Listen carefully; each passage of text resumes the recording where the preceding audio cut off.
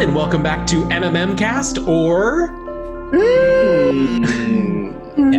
Cast. Tonight we are going to be doing Rime of the Frostmaiden, and if we were live, I'd be telling you that we're also doing World of Darkness tonight, but since this will be a separate video, not super necessary for you to know that, but now you do. Hopping right into where we left off on Rime of the Frostmaiden, who would love to give me a recap? We've only had one episode, so it should not be too difficult. I'll do it. Thank you. So, it was our first episode, so you met all of us. Amazing characters. Reminder, I'm Tempest Tides, 19-year-old tiefling, deep purple. Would everyone else like to reintroduce themselves? I am. You weren't ready for it. No, let's do it. That's a great idea. I am Altus Mendax. I am not quite middle-aged, but definitely into adulthood. And I am the group cleric. I don't know if I actually got to state that last episode, but I think most people that saw got the gist of it. What race are you? I am the half-elf. There we go. I don't know about the half-elf, but I am a half-elf. You are a half-elf. There we go. Z? I am a Yuanti pureblood sorcerer. My name is Nshazi, or go by Z. I have yellow eyes, greenish skin, some snaky stuff going on. But it's sexy. It is sexy. I'm a little Twinkie snake boy. Yeah. And for those people who mentioned in the YouTube video, if there were bear snakes, then I would totally play one. But it's not really Wizards of the Coast, get on that. Yeah, for real. Come on. After our snacky snack, we have our big blue man that generally accompanies him. I'm Rio. I play Tranquil Tides. He is a dark blue fallen Aasimar, twin brother of Tempest Tides. You can tell by the color scheming, deep blue, purple. So I'm a mailman in 10 towns. I'm dating Z, and Mark, who has not gone yet, is my mentor. And I play the typical Hexblade Warlock Loudmouth. So, who is our closest thing to an actual bear, to reference the last comment. And also, I think he plays my landlord. Yes. Oh, yeah. And that will bring us to our finest but not least of the group. Finnick Dolvig. I'm a human wizard. Long beard, long hair, both white.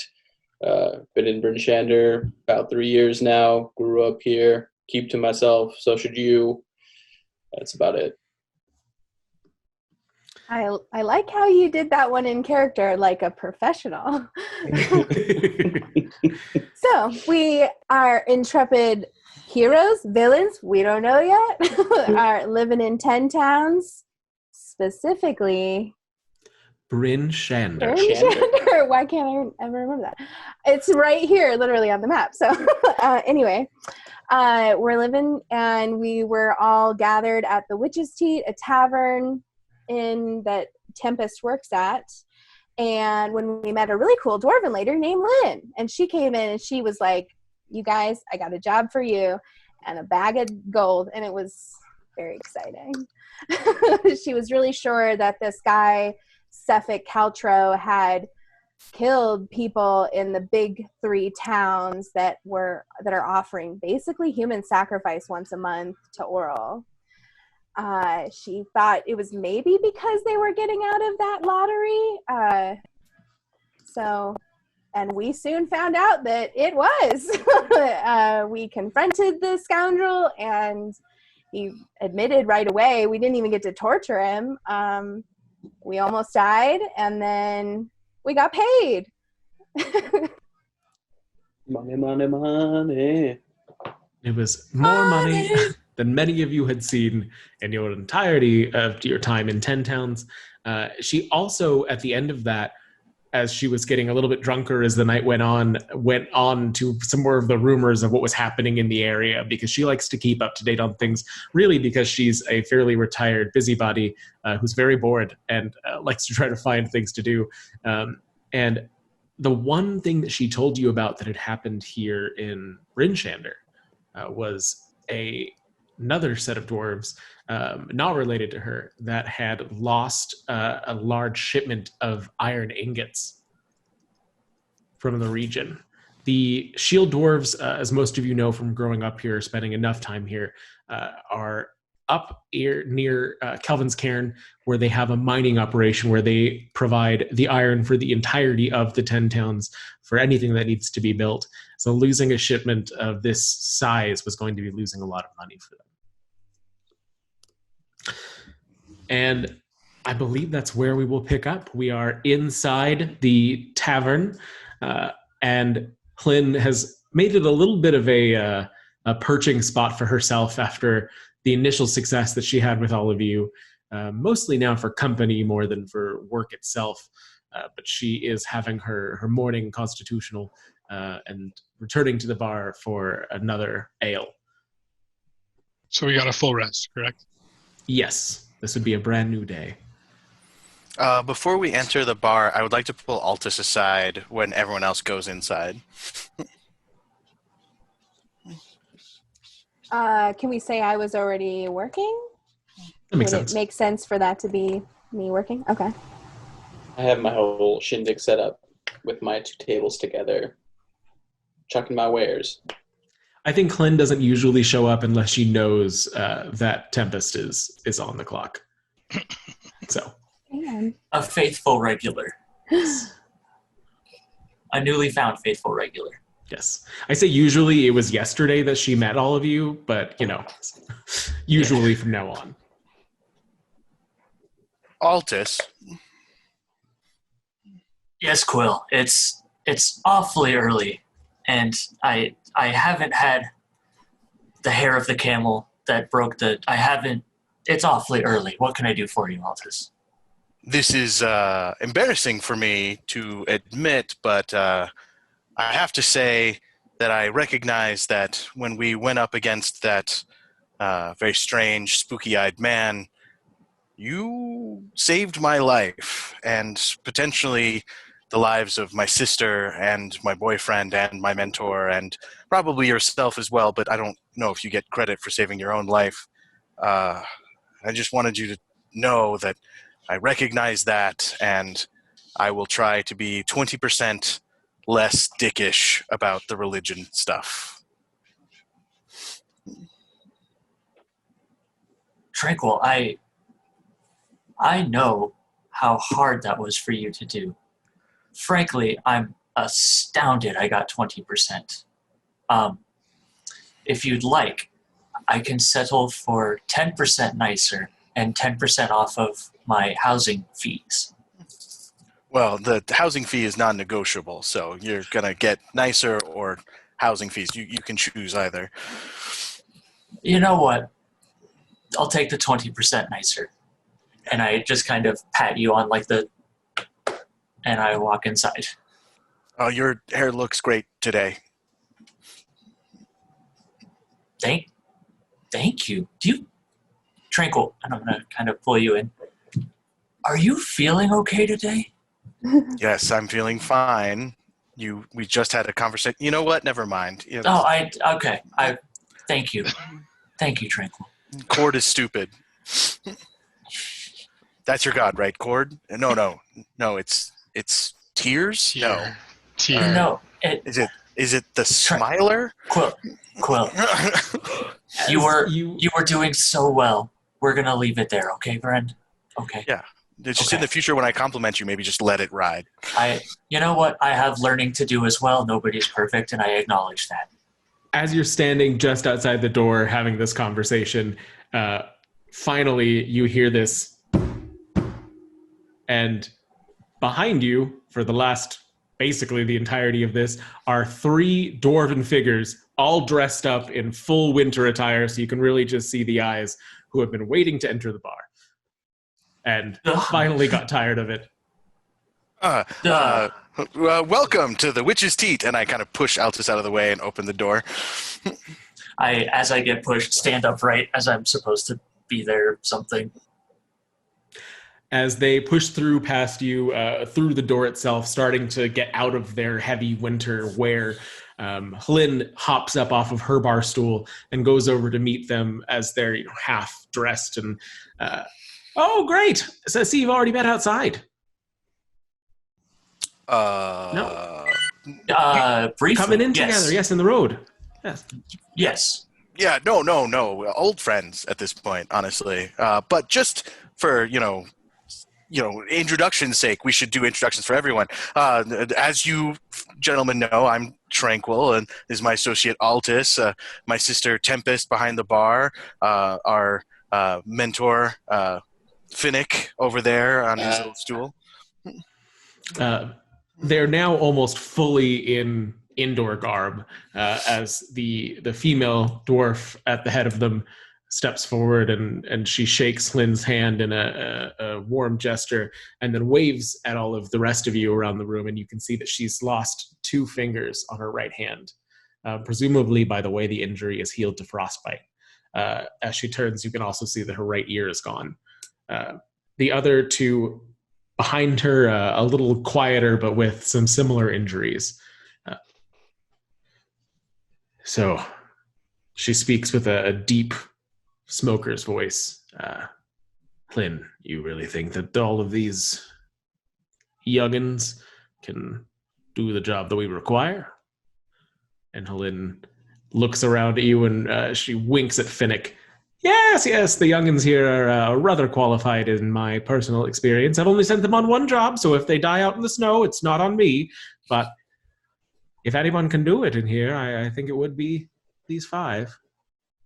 To be fair, I think the better question is if your pay is good enough for the job you're asking. Aye. And to be fair, Finnick is ancient. He is not a youngin. I'm Look at his hair. 35 years old, not ancient. Thank you. That's pretty ancient. I mean, look at your hair. That's enough. Yeah, I mean, exactly. Come on. He means in wisdom.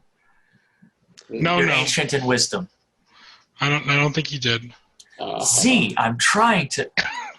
He might actually be part dwarf with that beard of his, honestly. Bruna looks a little less than happy with the response as she guides her 2 companions, who she introduces as Corax and Storn. Corax, who nearly grunts as he's introduced, and Storn, who seems like he's trying to make a little bit more of a polite introduction, but halfway through introducing himself, looks over his shoulder back at the door in a twitch, and then comes back and sits down with his companions at a table. Hlin pulling one of Finnick's tables to make room for everybody as she seats you. A round of ale for my companions here. I'll take care of the fees on that. I get the So, drinks. it seems like you've misplaced some ingots then.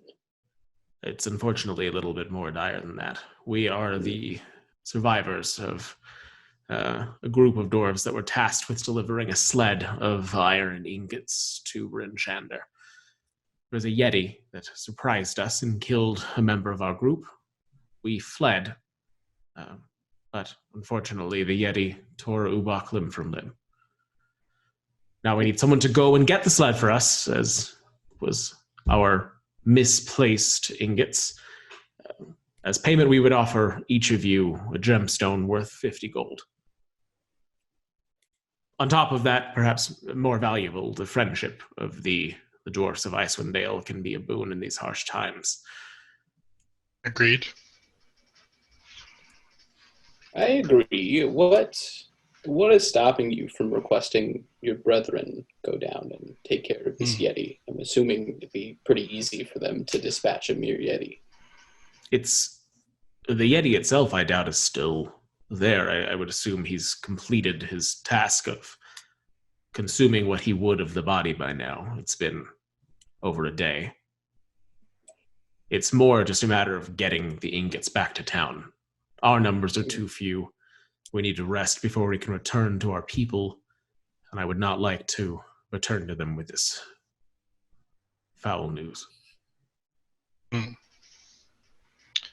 So some discretion? It's not a matter of them finding out. It's a matter that I would like to make progress before I have to deliver it. We will not Valid. hide Ubak's death from them. Valid. This land is treacherous, and injuries and death are inevitable. That is understood. If possible, would you like us to bring back any of Ubak's personal effects for his family? I know dwarves find that particular custom. I fear there is nothing left of him, but if that is something that you are able to acquire, we would of course not turn it down. I will see to it personally, if possible. And how many ingots are we talking here? What should we be looking for? It was a sled that we were carrying, the four of us, piled with 300 ingots roughly. 300 ingots on a sled. I suppose if we take the dogs, maybe 1 or 2 dogs, we'd be able to get back before nighttime. If we don't mind walking back, they would probably struggle to carry all of us and the ingots, but it should be possible. It will be walking from here to the cairn where we began as a 24-hour journey. You can likely make it in about 7 if you travel directly and you say you have dogs. So I would expect 7 both ways.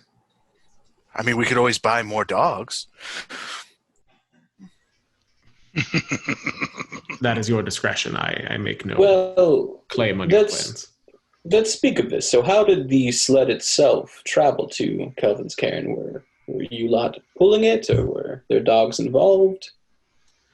We had axe beaks carrying it, but the axe beaks were cut loose when the attack happened, and we unfortunately do not have the use of them at this point. They are hardy beasts. I suspect they are fine if the Yeti did not get them himself, but unfortunately no longer available. Well, assuming the Yeti did not get them, what would you think about purchasing a few dogs for this travel? And if the axe beaks themselves are gone, then you have a mode of transportation. If the axe beaks are there, then we'll reimburse you the cost. Roll persuasion.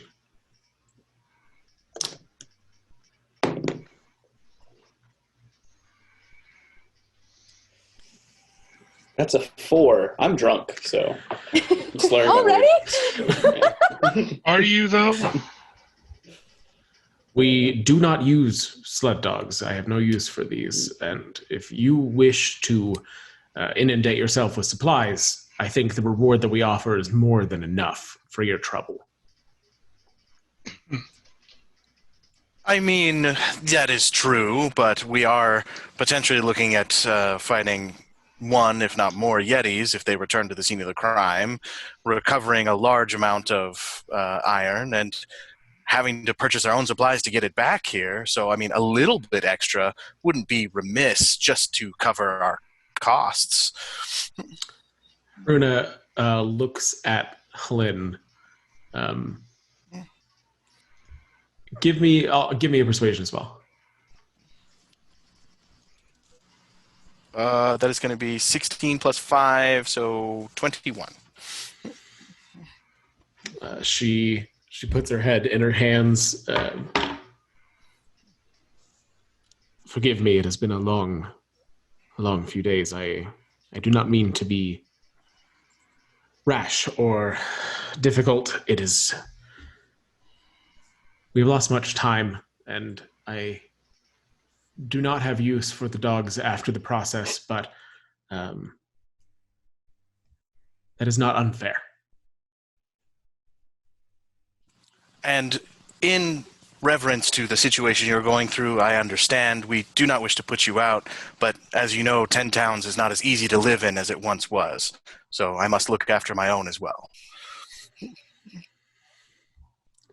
We will procure 2 dogs that you will return to us at the end of the process. I'm also not opposed to purchasing axe beaks, but I'm not aware if they are sold in Brindshander.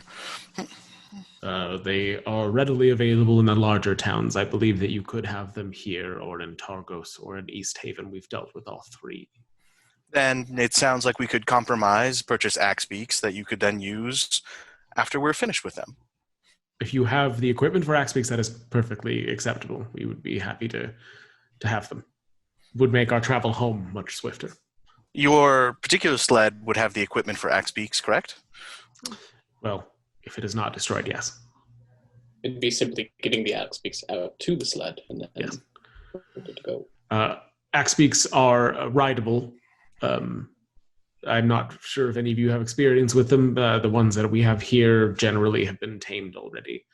Consider them a 2-legged horse or whatnot. My sister has... She looks over to Corux. I believe we can procure some for you within the hour if you are not averse to leaving soon.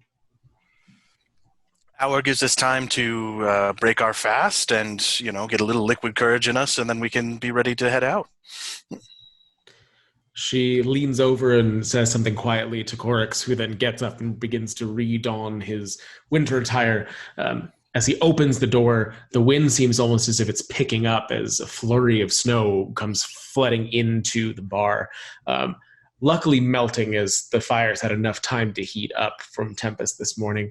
He closes the door quickly behind him from keeping the room getting too cold. And Haruna says, yes, I think breaking fast sounds like a fantastic idea. Thank you. What would you all like to do? You have I'm going to eat a really quick breakfast and then head out and get supplies in case we do get waylaid out in the middle of nowhere. I'm not exactly sure. I know Tranquil would know what to buy, but I'm not really sure what I should. So can I just say I spend X amount of money and then we have it if we need it? Sure. I would say, if you're looking, all of you already have winter gear and like rations and things like that on you. If you're looking to get, you could get snowshoes for having, if you end up without the dogs for some reason, that you could do things like that. We can work out. Yeah. How much? Sorry, go ahead. Just how much money should I spend? And I'll just spend it. Let's do 5 for now. I'm going to get yelled at in the comments because I do not remember off the top of my head what snowshoes cost. You all have a dog sled, and I wasn't thinking of doing that. So we'll say 5 for all-around Blizzard surprise, and if something crazy comes up, I will say that you have it. I know Tranquil, okay. I already have camping stuff, like a tent and stuff, so I know I have that personally, but I don't know if anyone else does. So yeah, rope, things like that. I have rope 5 gold. Stuff like that. Sorry, go ahead. Would that 5 gold include the axe beak equipment, just in case the one on the sled is broken? No. The axe beak equipment is going to be another 5 gold on top of it. They're generally supposed to be mounted, so having them pulling a sled is not normal. Okay. Necessarily. If you come back from the mission with the axe beaks and the spare equipment, they will reimburse you for that. Okay, I'll pay the 5 to get the spare equipment just in case. I'd hate to go out there and not be able to use them. All right, what are the rest of you doing for this hour? Altus. Sorry, go ahead. I'm just going to say that I do as much work as I can around the tavern to hopefully not make Tormund too angry when I tell him I'm leaving again. I'm leaving early again. Is Runa still at the bar? Did she leave? They left, right? She sent one of her companions, Corix, out to handle the business of that. Hruna and Storn are still sitting at a table with Hlin. It seems like they're catching up together. They're telling her more about her questions about the shield dwarves and things like that she's a newer person to the area, not as familiar with, and eating their breakfast. Storn, you'll notice, continues to look at the door real, nervously. At any time that there's snowfall or anything above him, he jumps and then goes back to what he's doing. So as I like bring them their food or whatever, I kind of lean in to Runa and I'm like, gemstones, you say, tell me you've got an onyx. She opens up her pack and dumps them on the table. They're all bloodstone. Oh, interesting. That sounds interesting. Okay, good. That'll do. I give her like an extra roll and I walk away. So I looked up the things we would need to ride, and I'm assuming also attach it to a wagon. For both axe beaks would be around 30 gold pieces. I don't have that much myself. Does anyone have like 30 gold sitting around, and we'll get reimbursed for it? If you the writing part of it, they're going to provide when Corax comes back. They will have like saddles and everything already attached to them. So this would just be attaching them to a sled. I don't know. I was kind of like associating the riding cost as being the same as the hitching them to a wagon cost. That's all. Because they don't have like hitch to a wagon costs. Yeah. Because we're making. Yeah. Okay. So just the 5 then. Mm-hmm. Yeah, because the saddles and everything will already be paid for. So we'll consider it something that's getting attached to the saddles. Okay. Cool. All right, Z. I don't know. Probably just hanging out. Cool. I think I'm watching the jumpy dude. Okay. Just because he's entertaining me. He does occasionally, if there is too much noise. There's not a lot. I mean, obviously, it's not that late in the day yet. But if there's like a sled passing or something like that, especially if it causes a snow drift to fall, he will lean into Haruna and whisper something, and she will just like, it's fine, calm him down. Aww. Altus? I am at my normal spot at the bar, breaking fast and brushing up on some studies for the morning, some readings, and trying to enjoy a little bit of peace and quiet before what Altus knows or has a gut feeling is not going to be a peaceful and quiet-filled day. Yes. Also, I'm out. I'm just going to pick up a climber's kit because for some reason, I'm paranoid. So I'm just going to pick that up. We have it, so everyone knows. At about the half-hour mark, we have Finnick returning from the store. About 45 minutes later, with the extra supplies needing to be purchased, we have Tranquil back. And an hour nearly to the mark, there's a knock on the door that's like a... And Haruna stands up, recognizing it, and says, believe your steeds have arrived. It is what I would recommend is time to depart. I think the earlier the better, given the distance. But you are the professionals in this case, so I will leave it to your wisdom. Altus, as the most grounded of us, do you think you would be able to handle both of the axe beaks if we tied one to the other?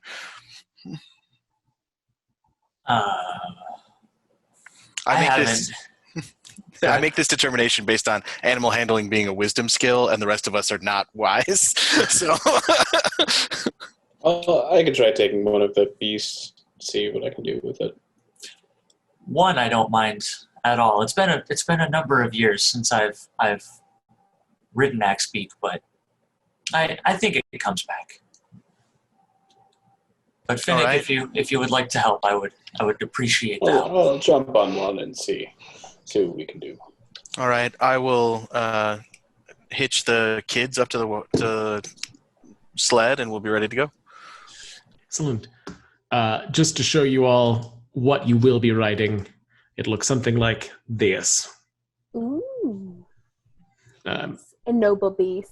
Yes, they are generally native to tropical areas, but these have been specially bred to do well in the cold weather. They have thicker, puffier plumage, mostly white with a few gray and blue accents here and there, but the very traditional axe beak. They look like they would be easy to cut open and sleep inside. Yeah. Okay, Luke Skywalker. Rude.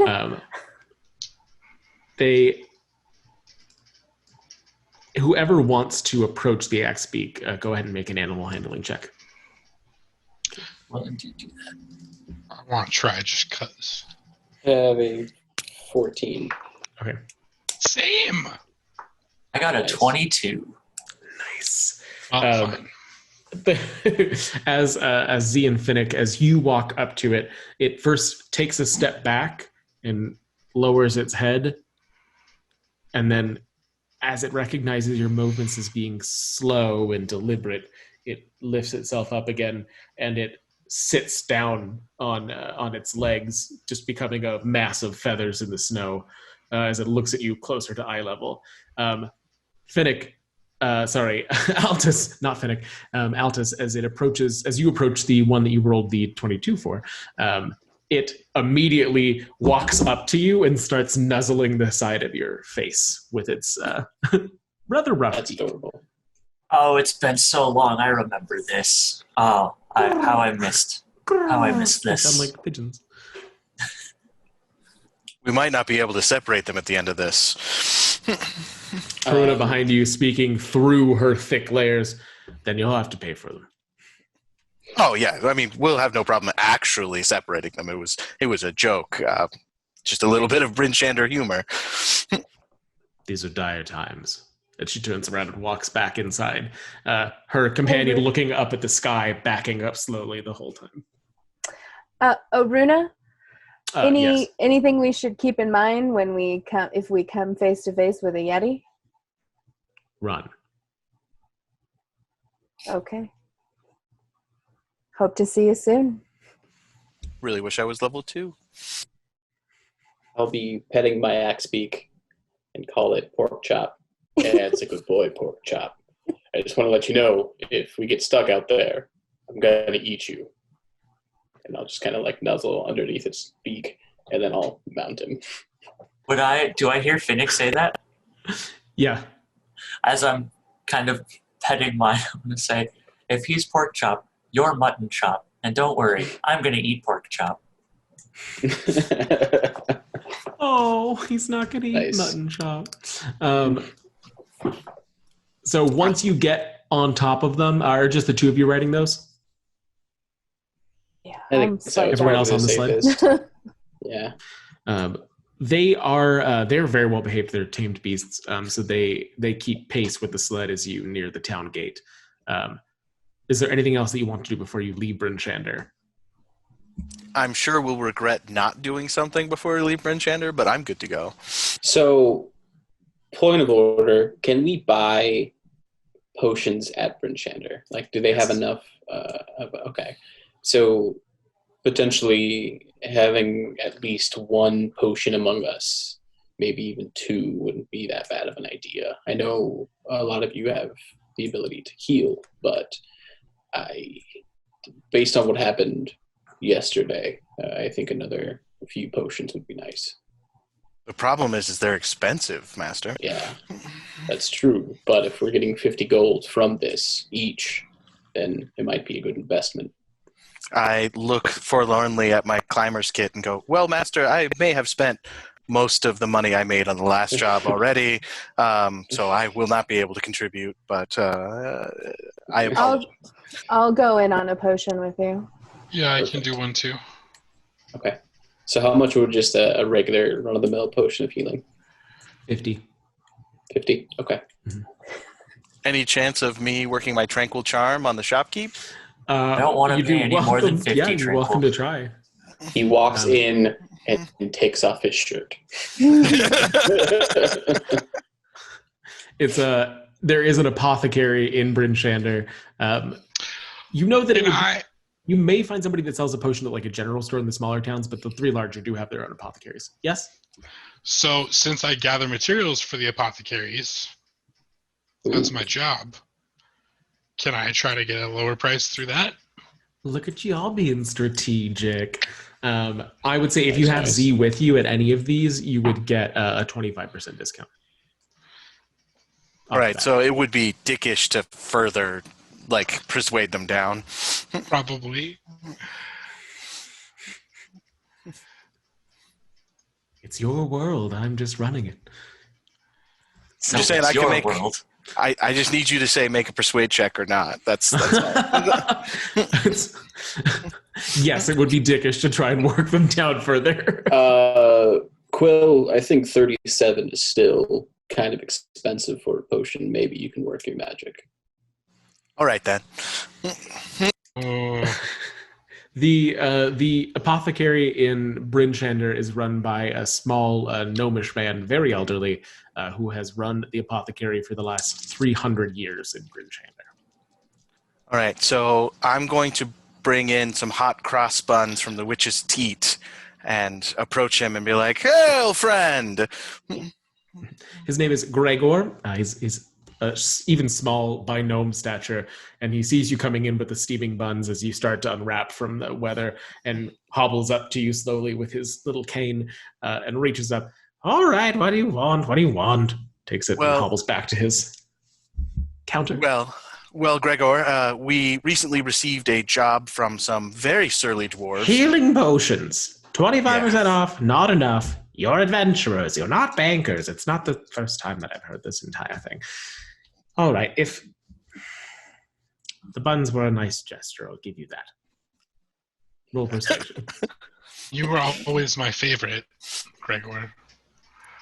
That is a... That's not what I hear from Petunia. Targos always get the best herbs. If you bring me better things, I'll be more likely to give you a better discount. I got a 17. But you have treated an old man well, and you are much better than the gatherer I had 50 years ago. Very lazy. Very lazy. Keep the shipments coming, and I think we can work out 50% off on healing potions only. Everything else, regular. Oh, Healing fantastic. potions only. All right. Love it. And he Well, sets Finnick. them down, flourishes the cape, opens up the shop, and goes, "Now what can I get you?" 2 healing potions, good sir. Let's make it 3. 3. I will go in and we'll make it 4. Oh, buying in bulk is always a preferred method. 4 it is. And he starts to gather them up in a little basket, all separated by pieces of chipped wood. Can I offer you a potion of water breathing? Slides the first across. Animal handling. The potion of speak with words. Unfortunately, Gregor, we are a bit strapped for cash already. Maybe in the future we will have more prolific purses. I will keep that in mind. And he reaches over the counter and slides the curtain back shut. That'll be 100 gold pieces. All right, who's giving what? I'll hand over my 25. I hand over my 25. Tranquil's broke, so he's I got 2 gold pieces to my name. All right, we're halfway I'll pay there. 25. I'll pay 25. Are you good to pay 25? Yeah, I'm fine. Okay, then I'll do that too. I can cover someone if they need it, though. I'm good. I just got 10 silver, though. But we'll get paid soon. Oh, you're getting paid soon. Well, make sure to come see me. Don't go see Always. that hack down in East Haven. Oh, never. He knows never. as well as I do that he waters them down. Waters them down. I wouldn't think of it, Gregor. It's unethical. And we don't have enough water in this town to do it. One of his potions almost killed me, so you're the only one we go to. Brindshander products are the best in 10 towns. Everyone knows. He holds up a vial and shakes it, and it gets frothy and starts to glow lightly. Yes, if it doesn't glow, then you know. It's not Brindshander. Sits it down. Is that the full amount? Starts counting through things. Yeah, I think the 4 of us put down Right. 25, right? He lifts up the hem of his robe and he sweeps them all into it. And he turns around and goes towards the back of the shop, carrying it in his tunic. Are you all still here? If you're buying them, don't you have somewhere to be? I grab a potion. I grab the potion, one of the potions, and I'll make grab my one, way. yeah. So, from a I tactics expect point of view, wormwood by next week, son. Sorry, what was that? I expect wormwood by next week, son. Oh, yes, sir. You got it. I'll add it to the list. I apologize for speaking over you there. What were we saying? oh, I was just saying, out of character from a tactics point of view, it would make most sense for me, Tempest, and Jake to have a potion, since the two of you are at range. So, Okay. well, I'm just saying we're the ones who are probably going to get stabbed in the face. I don't think Jake would need it since he has healing magic. That's kind of what I was thinking. Yeah. It's true. I more just wanted the good of the party because out of character, first level, not many spell slots. That was going to be my point. Might also be good for one of the ranged folks to have one as well in case the melee folks actually fall. I'll snag one. I'll have one on my person. Cool. Okay, I'm not preferring either way. I can take it or not. I'll give mine to Tempest. Or Quill. Thank you. I can only heal 1 HP at this level, so. Oh, you can heal? Just 1 HP once per day. You can heal? What's that like? Okay, so with that, as you all prepare to leave Brindshander, Z, can I have the map adjusted to center? Of course. Thank you. So having a general idea of what the area looks like, you were told that they were coming from Kelvin's Cairn through the Dwarven Valley and to Brindshander. So the place that they lost was almost exactly halfway between Brindshander and Kelvin's Cairn, across the open tundra, about 2 or 3 miles before the opening of the mouth of the Dwarven Valley. So we're off-roading. Hank, I think you need to zoom in a bit, buddy. It's kind of hard to see. I didn't know where you wanted to go. Where do you? So I'm happy with that. Kelvin's Cairn, mouth of the Dwarf Valley, Brindshander.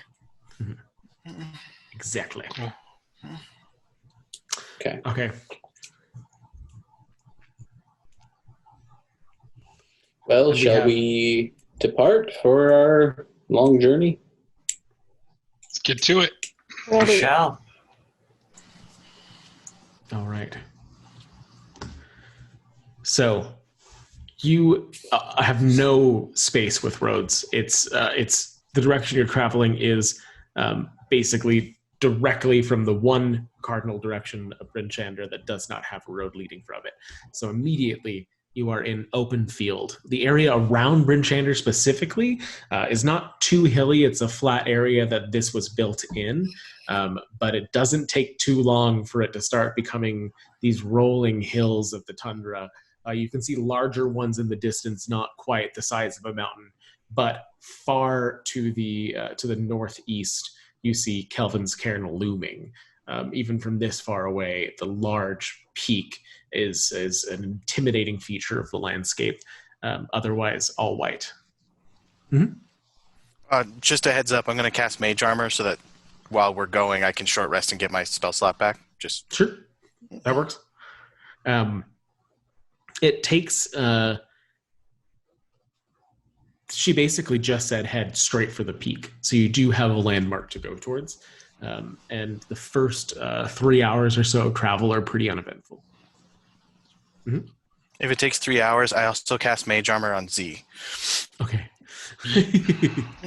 All right. And seeing him not cast it the way he should be casting it, I'll smack him on the top of the head. I saw that. When we're traveling, you will practice the entire 3 hours. All right, so after another hour, I cast it on my master. Better. As you smack him on his bald pate, the noise resonates out through the empty landscape, and you see one of the larger hills far to your right. The snow falls off part of it.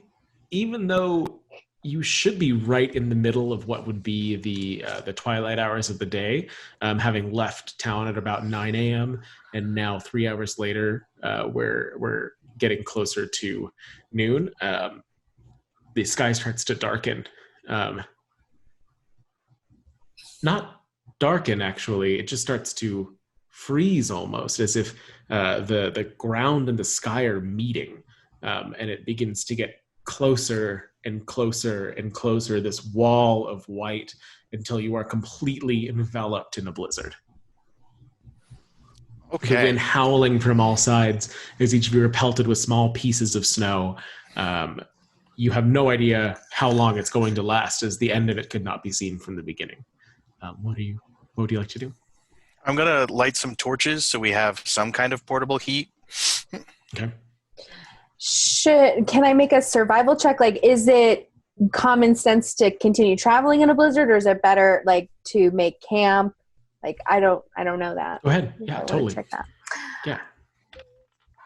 Ooh, it was a natural 20, so 22. Nice. You have been in blizzards before. You know that oftentimes people get lost if they try to travel in them. It's not impossible, but you have to have a good navigator with you. You also know that it's very easy to get separated if you decide to continue moving. So unless you're all tied together, if you continue forward, you could lose somebody. I have rope. I'll tie it to the harnesses of the two axe beaks so we're all connected. To them and to the dog, then? Okay, great. Well, to the sled, but yeah. Yeah. Do you want to hunker down, or do you want to continue forward? I believe between Tempest's navigational skills and my familiarity, I think we should be able to do it, right? And like we've done before when traveling over long distances, I'll keep up the rear, and then I'll send up a firebolt into the air or towards the party to alert them if either I get lost or something bad happens. Excellent. Okay. Who are we electing as our navigator? Tempest, I believe you have the survival skill, right? Well, that's what I was going to ask what you meant. I mean, I have a +2. It is going to be... survival. Excuse me. Yes, it is going to be survival. I mean, I'll do it if that's the best one. I have I've got +3. Oh, Jake then. Thank you. Yeah. Oh, that's right. That's We'll a wisdom do- skill. What do we do? Axe speak, sled, axe speak. That makes sense. Me in the rear. Yeah. Okay. So can I have a survival check from our Axebeak? Absolutely. What'd you just call me? I'm just kidding. Sorry. You heard. Pork chop. Pork chop. I'm riding mutton chop. Mutton. Yeah. That's The one that nobody wants to eat because he's too tough. Exactly. That's my axe beak. I got a 17. All right. As far as you can tell, though, it's impossible to see Kelvin's cairn anymore, as the landscape around you is just flat white in every direction. You appear to have stayed on whatever direction you were heading originally. Can I have a perception from anybody? Can I throw Jesker up in the air and him do perception? You 6. can. I got an 18 if it helps. Is it we had a 16 and an 18? Okay. I have a 17. As soon as you throw Jesker into the air, he flaps and then falls against your chest. He can't stay aloft. The wind's just too strong. It's okay, little guy. And I'll push him into my my jacket where his just head's popping up out of my chest. And then can I get that roll a second time from the two people that rolled it, as that would be with disadvantage?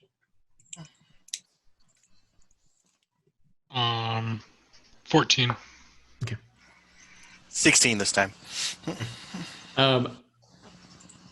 with a 16, you can see far off to your left, there's a spot that looks a little darker than the rest and appears to be moving.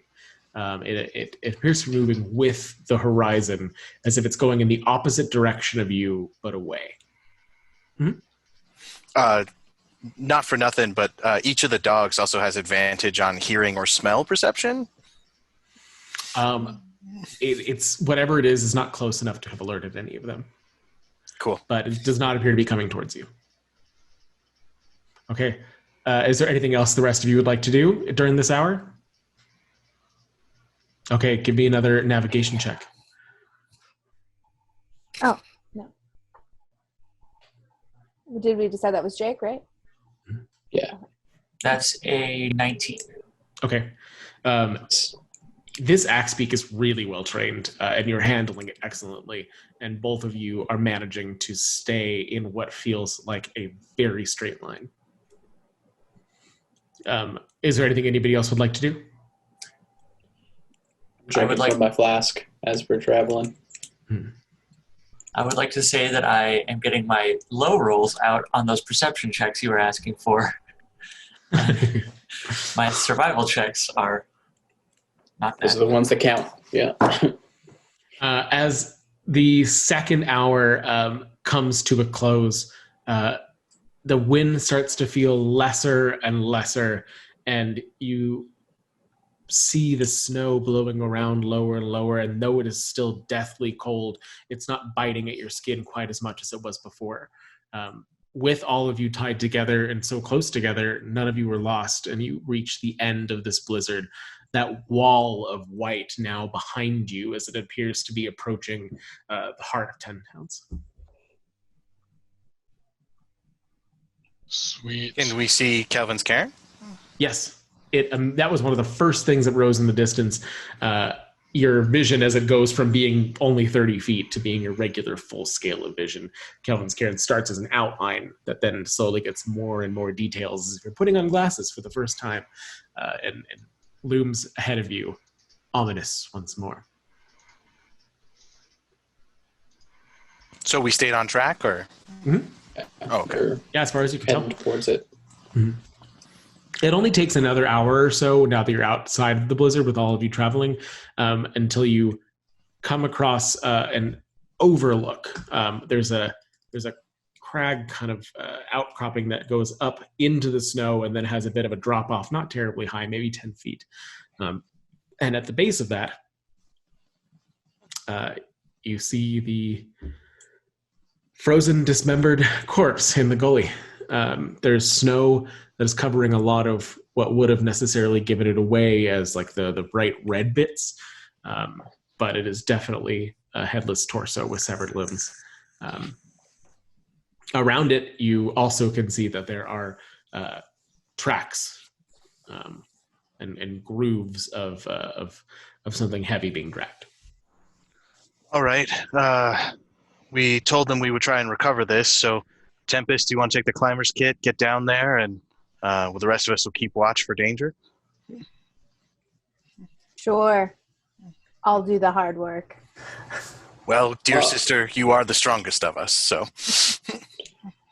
Perhaps one should go down with her, just in case there's another Yeti or anything. I believe I'm the thinnest, so if anything, she could carry me up if things get bad. Okay, I'll go with her. Okay. Get my gear, climbing gear, and set it up. Do we do a survival roll for that or something else? No, I mean, so the way that this is it's an embankment that goes like up and has that drop, but you can just walk around it. It's okay. Yeah, it's not the only way. It's just like a rock outcropping that's just standalone. In that case, we'll just take the whole sled. I thought it was more of a impassable cliff. I thought more vertical. Treachery. It's just little. Okay. I'll send Jessica up to as we're making our way, and I want him to do a scan of the area to see if he sees any figures pop out in the snow. What kind of animal is Jessica? Raven. All right, yeah. Raven. And how far down is the body? The body is at the base of this ice, of this like rock wall. It's difficult to tell if this is where it was dismembered or just where it ended up after the blizzard. But that is, it's laying kind of sheltered by that. If we all go down there, are we then vulnerable to like attack from above? I'm just wondering if one of us should stay or a couple of us should stay up here in case, but I don't want to be too far away from one another. It's a 10-foot drop, so you could just leave somebody up there. I'll stay up there. Yeah. I don't know. As a general rule, I feel like it's better to stay together, but we just need to recover this body real quick. So Stay up there. Okay. I got a 19 for Jesker's perception. Great. Okay, we'll keep that. As the rest of you that are going down there to approach the body, what are you doing? I say we wrap it up, throw it on the sled. You're going to try to recover the full domain? Okay. The arms are both missing, as is the head. So what you have left is a torso. One of the legs is attached. One is nearby. Is it a dwarf? Like, is that apparent? Okay. Yeah. I mean, it's impossible to tell if this is definitely Ubak, but this is the only dismembered dwarven body in the area.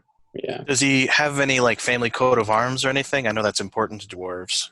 He does have on his tunic the same symbol that you saw on the tunics of Hruna and Korak and Storn, that just is the Shield Dwarf's emblem, but no like jewelry or anything like that.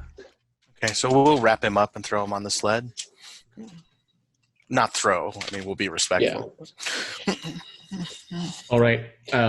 Is there anything else you want to do down there after you do that? We're going to find the sleigh, right? Or is that somewhere else? It's not here. As far as they said, they were attacked. All of them left, and they left his body with it, but there is no sled. You said there were tracks next to the body that looked like something had been dragged. Mm-hmm. I say we follow those. Small, roughly humanoid tracks. And then that of a sleigh. So definitely not Yeti tracks. Can I get a perception from everybody in the group? And a survival.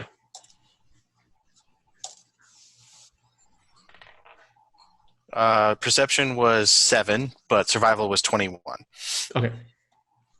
Yeah, survival from everyone? Whoever wants to. It's not a requirement. 14 survival, 6 perception. Okay. 17 perception. Okay. 19 perception after modifiers, and then survival 22. I still have Jesker's 19 too. I don't know if you want to use that, but sorry, go ahead. Not yet. We will, I promise. So those of you that rolled over a 10 on survival, you know that the blizzard would have wiped out the Yeti's tracks. So whatever these were have to have been made after the blizzard. So if you got over a 10 on survival, you know that. Those of you that got over a 15 on perception recognize that these are goblin tracks. Oh, yay. And at that moment, you hear a call from your raven, who has spotted something in the direction of these tracks south of where you are that appears to be moving. It seems to be how far? multiple beings with something large, and it's about 2 miles south of you. 2 miles. 2 miles to the south, we have a few, what I'm assuming, goblins, dirty little things, stealing away the riches. Well, looks Let's like go. so.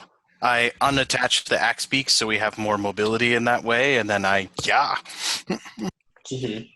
But we'll stake them to the ground here, right? Oh no, we're taking them. I thought you were leaving them. Yeah, you're right. Yeah, we'll jump on them. Okay. You are all traveling with the tracks, basically? Okay. Well, following the Raven as well, so. Yeah. And Z came. He didn't stay. I'm going to say. I need to know how I feel about God. Okay, so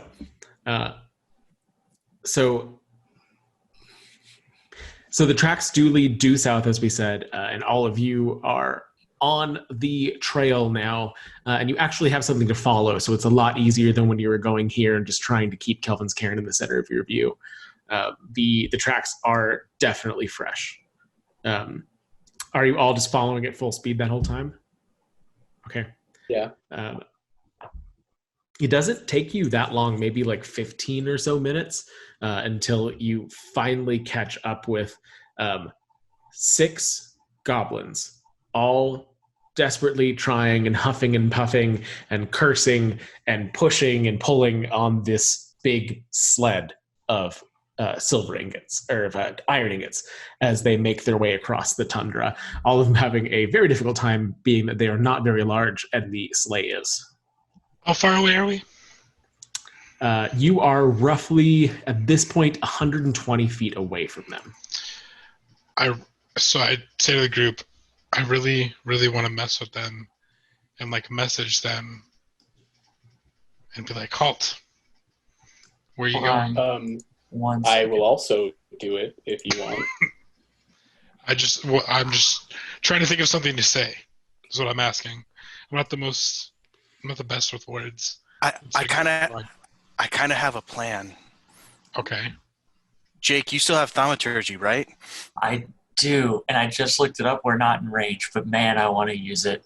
Well, no, but doesn't thaumaturgy isn't one of the effects you can make somebody's voice be heard 300 feet away?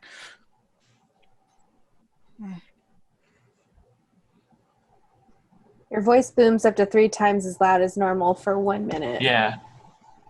So, who has the intimidation skill? Must be me. I have a +3. I have a +5. Oh! So I just don't know what to say.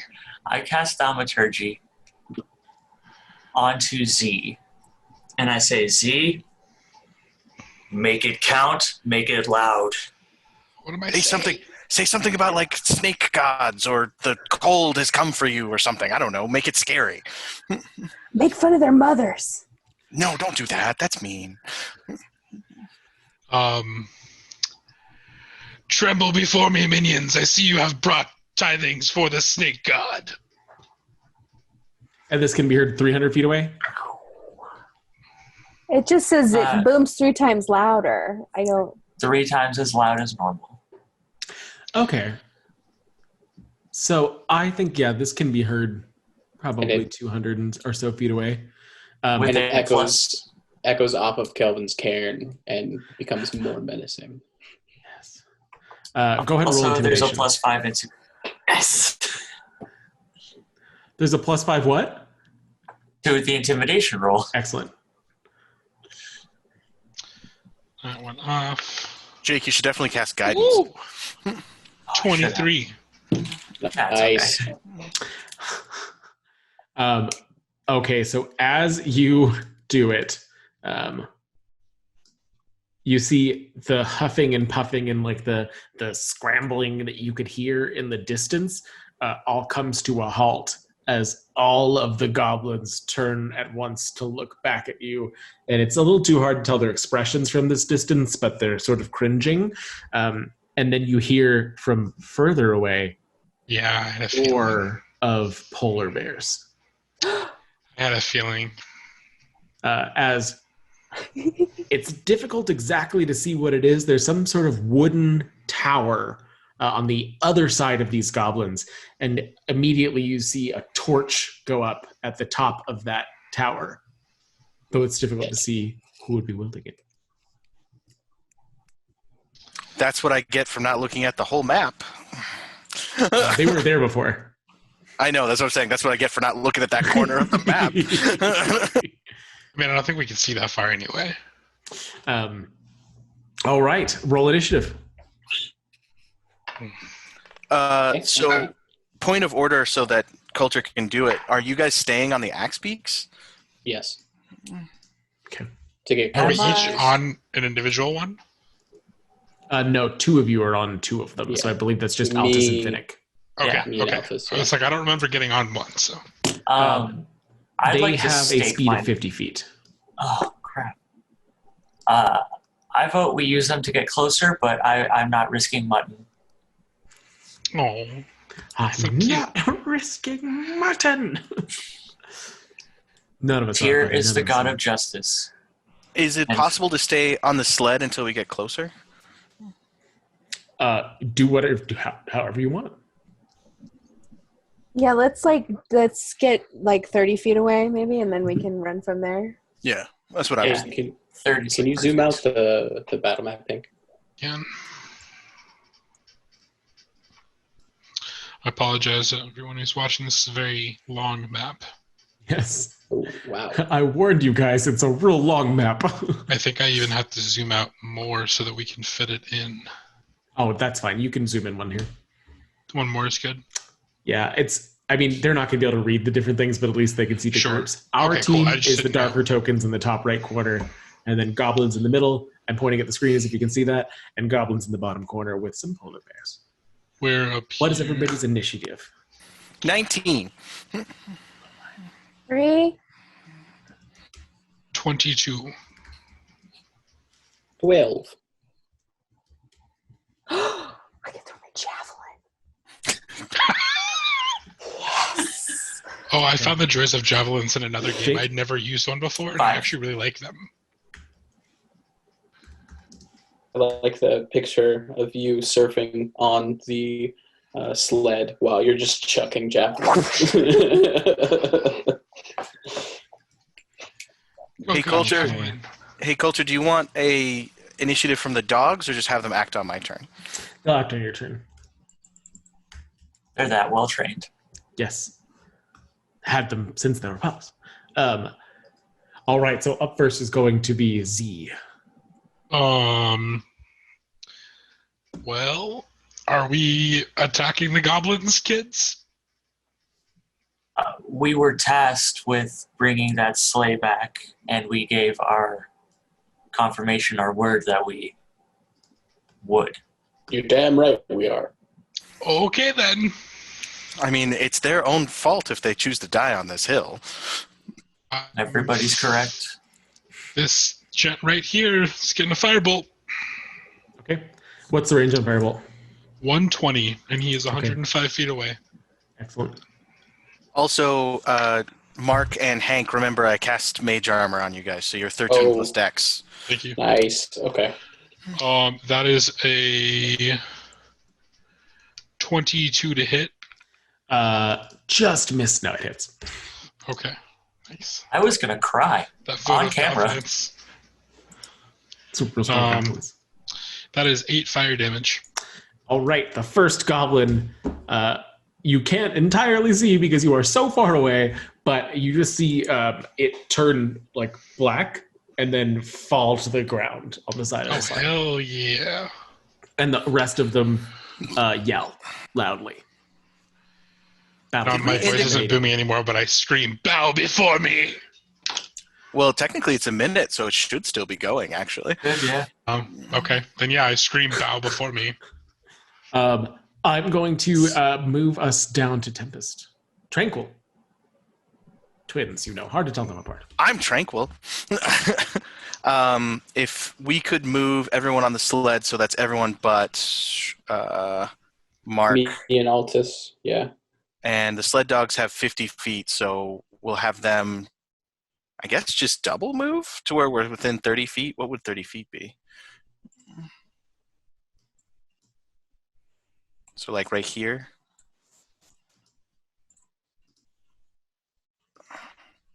It's so zoomed out that I have to zoom in to see which one is me. Right. I know, it's hard to see right now.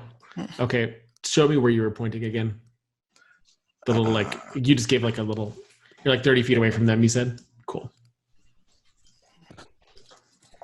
And what kind of action was that for me? Just so I know what I have left. You did that was a dash with the dogs? I mean, I just told the dogs to move. It was technically Bonus their action. action. Okay. Could we make it? No. 5, 10, 15, 20. Okay. I'll move there. I can't hex this turn because of the bonus action, but I will make a swing against that goblin with Booming Blade. That's going to be a 17 plus. I think it's 17 plus 5. Yeah. And then for those watching at home, we have ruled that Booming Blade is fine to use with a whip. As long as it's not like a ranged weapon, we don't care if the weapon has reach. Yeah. All right. Tell me one more time what you rolled for that guy. 17 plus 5, so The hits 22. and the damage. Okay. That's going to be 5 damage.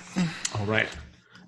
He is bloodied and is looking at you with rage in his eyes as all of the goblins are beginning to climb around and over the sled. Okay. Hopefully my allies get here soon.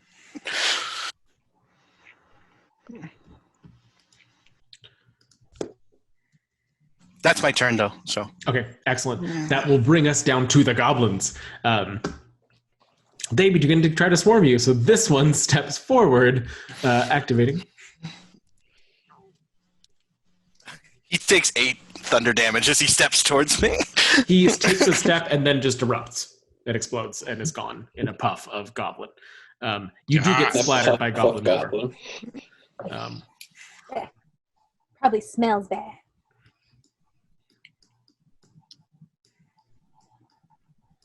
Yeah, they can all get roughly there. And It was a pleasure, gentlemen, and Helena. Babe, right, wait, so- babe, wait. Downsides to having a high initiative count. Okay, so that is a 18. Yeah, 18 hits. 14, Does not hit. 10, 15. Okay, so just the 18 hits. That one gets in a lucky strike, doing 7 slashing damage. Ooh, well, that's almost me down. As the rest of them are just too disturbed by watching their friend explode to really get much in. You still hear like clattering as they are against your shield, but it's almost as if their hearts just aren't in it. They're just a little afraid.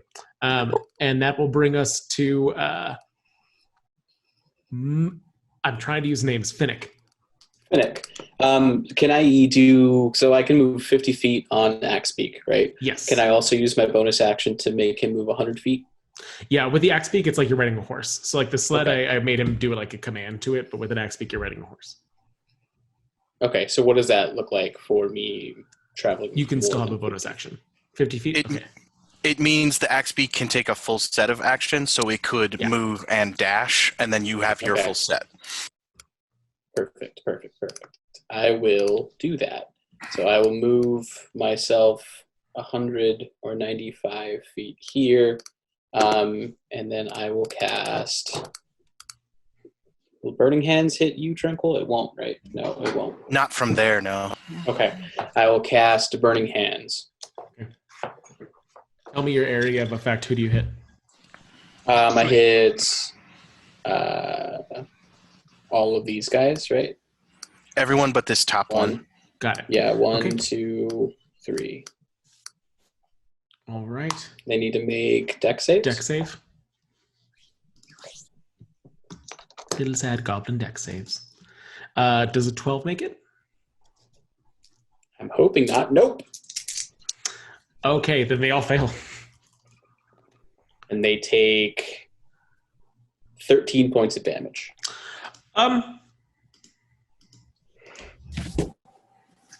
As I ride up on Poor Chop, and at the last second, I drop the reins, put my hands together, and shout some words, and fire emanates from me. Some words. Beautiful. Um, Beautiful. This one now looks absolutely horrified and is about to take a step backwards. That'll bring us down to Altus. I am new to roll 20, but I would like to get to the last goblin using the movement of the axe beak and it making it dash. We were at the same... Yeah. So you should be able to get there because we were at the same plane. Perfect. And then I would like to just jump down and swing. Or can I swing with my rapier from the axe beak? I don't know how horseback combat works. There's nothing in the rules that says you can't. So we have to just ask our almighty, all-powerful DM. I'll give you. Yeah, give me with I would say with disadvantage because you're gonna have to reach down to slash. Okay. If you're doing ranged or spell, I'd give it to you free. But if with an actual weapon attack, we'll do disadvantage from that. Alternatively, Altus, you could also dismount for half your movement speed on your turn. So you could just get into a flank with Tranquil and then get back on the axe beak in the same turn. I think I would actually like to dismount, and I don't want to put mutton chops in any harm, so I'm going to jump down. You just went from disadvantage to advantage. I'm going to give that dismount a 7 just for the circumstances. I appreciate. You could definitely do better. You know what? It's like I said, it's been a long time since I've ridden axe beak, but it's starting to come back. No. I was starting with a 5, but we got up to 7, so we're good. Back in the day, they used to call him Axe Beak Altus. So they did. In deference of our new deal, I will raise your score 20% higher and give you an 8. Interesting. Thank you. I miss with my rapier. So what did you roll? They're not very strong. You remember my good rolls for the survival? Yeah. After mods, I rolled a 6. Okay, yeah, no, you did not. With advantage? Oh, with advantage. Yeah. That's right.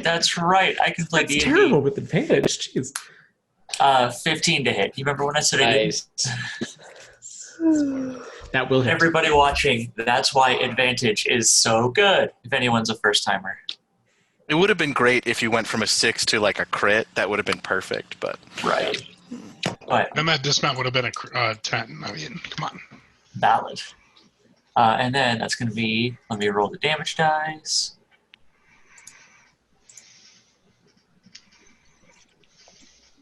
Uh, 8 damage.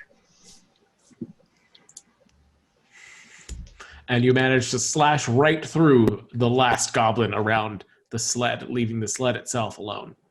That will bring us to Tempest. Are we going after those other guys, or are we getting out of here now? We have the ingots. You hear the polar bears roar.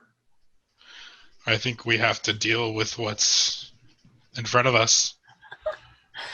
Okay. I start running towards them. Okay. It might be more advantageous tactically if we, set up a defensive position, let them come to us. That way our ranged characters can pick them off before they get to us. You could hold your attack until they're in range. Okay.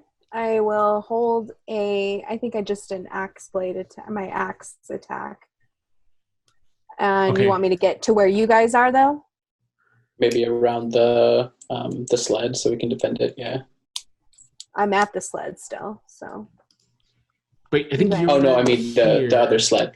This sled. Oh, Yeah. Yes. Okay, so I go to where you guys are. Does that work for you, Helena? I put you here. Sure. Cool. Okay. And you said you were holding an action, or? I think you were in range where you could probably actually throw a javelin with disadvantage. 120 at disadvantage. Is that 120? Can you do that little measurey thingy? Yep, you got it. Yeah, if you want to hit a polar Both of bear, them. or if you want to hit this. These people are actually inside, so they have 3/4 cover. The one that's on top is the only one that's actually out in the air. I'm not going to attack the bears, so I'll just hold the javelin throw if they start coming towards us. That's what I'll say. Okay. And I'm that ready. will bring us to Z. So this guy does not have cover? The one on top does not. They are just 100 feet away. She is holding a torch in one hand, and now that you're closer, you can see it clearly. She has a hawk on her arm. Oh, hockey. I don't think it's flat enough for that. How far away? Okay, so I gotta get there. So I'm gonna move up here. And that should be close enough to firebolt this lovely lady. She is 125 feet away, so you might want to move a little closer. Not to be a stickler, but Come a little bit closer, you're my kind of man. yeah. So big and so strong. Oof, Even though he's a wizard, so not really big or strong. So here's what we're gonna do. I was somewhere up there, so I'll use half my movement to get here. Cast, and then I'll move back. I'd also like to point out that those polar bears are going to be the fastest of their group. So They are attached to the larger structure. Oh. It is a 20-foot high wooden tower that looks like it's been stuck together from various types of wood, whatever was found around, but it is on wheels. I would like to attack the structure, Okay. since it's made of wood. Okay. And firebolt ignites objects that are not being worn or carried. Okay. Anyone against this? For it. That's a 20 to hit. Yeah, that'll hit. Yeah, the tower's defenses are not that great. It's a large structure that is standing still. That is 6 fire damage, and it should be on fire now. Okay, this portion of the tower immediately ignites as you see all of the goblins begin to panic. Their leader on top with her hawk looking around wildly, trying to figure out what to do. That'll bring us to Tranquil. I am very far away. Well, what was this defense that you were talking about that we need to set up? I agree with that statement still. I was more talking about they're out of hex range, but 5, 10, 15, 20. Yeah, I will prepare to hex the first thing that comes within range. And, well, that's a bonus action. Yeah, I'm going to hex the first thing that comes into range. Okay. And that brings us to the goblins. I'm going to do...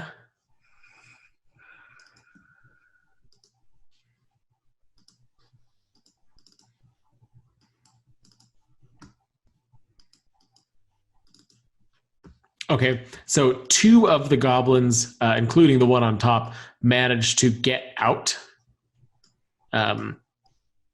You see her hawk takes flight into the air, and she appears to be running away from the structure. You lose sight of her on the other side of it. One of them makes it out. You don't see the other. And let's see here.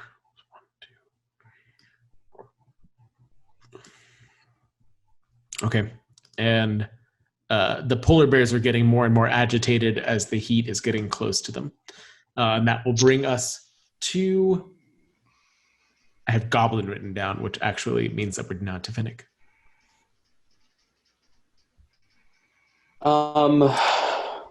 See, that's interesting.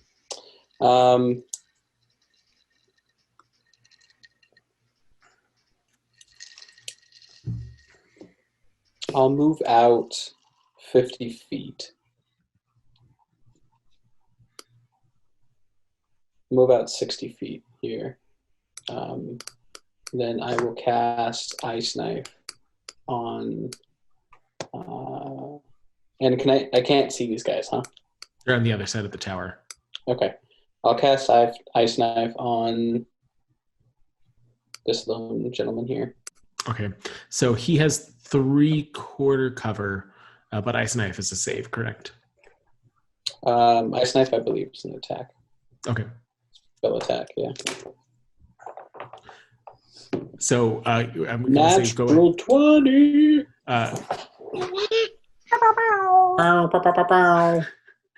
with 3/4 cover, I believe that would imply disadvantage, but does somebody want to tell me if I'm wrong? Okay.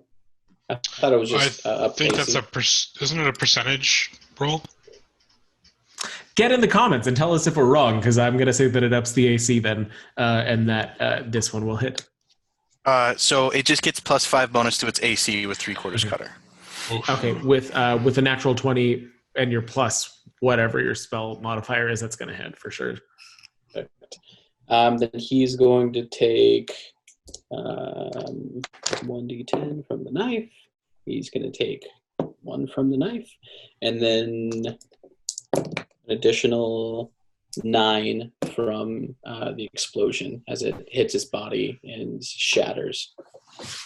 You see one of the walls of the structure itself blows out as a half-frozen goblin hits the snow, dead. The fire itself has now caught onto the beds that they slept on the inside of it, which are made of straw, and just fully ignited. The entire tower is up in flames. Nice. And I'll use the remainder of my Axe Beak's movement to get back to the group. Okay. That will bring us down to Altus.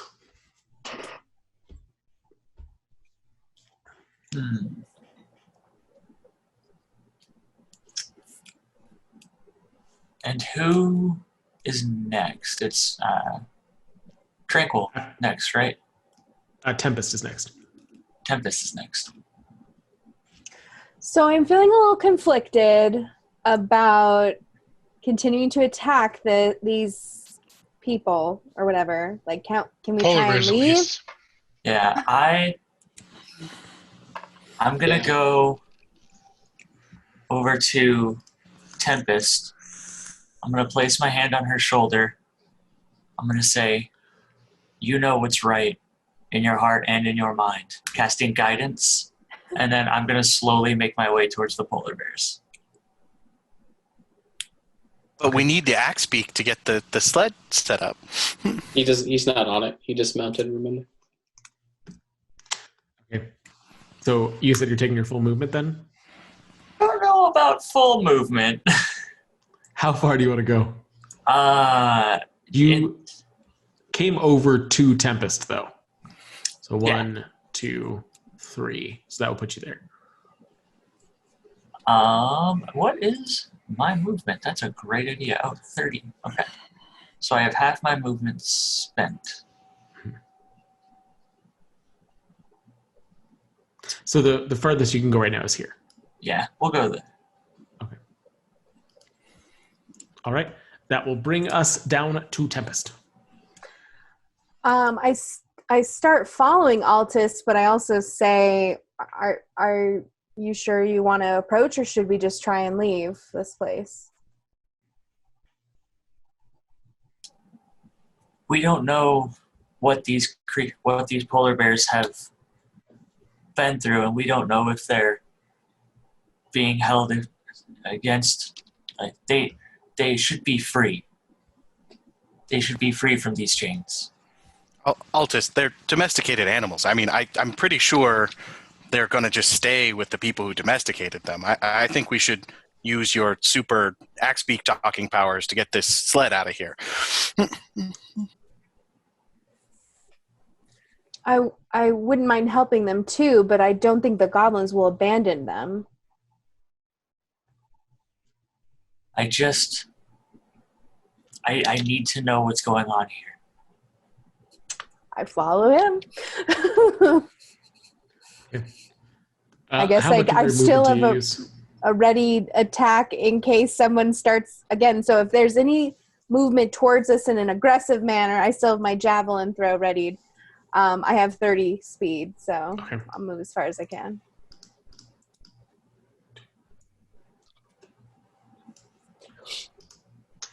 Okay. That will bring us to Z.